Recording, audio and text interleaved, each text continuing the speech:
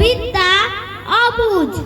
চুপ করে থাক, তর্ক করার বদভ্যাসটি ভালো না, একেবারেই হয় না ওতে বুদ্ধিশক্তির চালনা। দেখতে দেখি আজও আমার মনের তেজটি নেবেনি। এইবার শোন, বলছি এখন, কি বলছিলেন ভেবেনি। বলছিলাম কি, আমি একটা বই লিখেছি কবিতার, উঁচু রকম পদ্যে লেখা, আগা গোড়ায় সবই তার।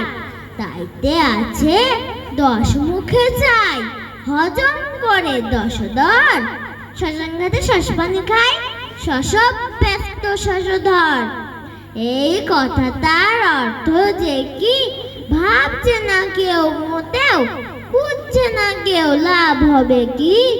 অর্থ যদি জোটেও, এরই মধ্যে হাই তুলিস যে পুঁতে ফেলবো এক্ষুনি। ঘুঘু দেখেই নাচতে শুরু, ফাক্ত বাবা দেখনি। কি বললি তুই? 57 বার শুনেছিস ওই কথাটা? এমন মেতে কইতে পারিস? লক্ষ্মী ছাড়া বাগাতা। আমার সঙ্গে পাল্লা দিয়ে 7 দিনেই গোপের বার হিসেব দেব বলেছি এই 14 বার কি 13 বার। 57 তুই গুনতে পারিস? মিথ্যেবাদী, গুনে যা।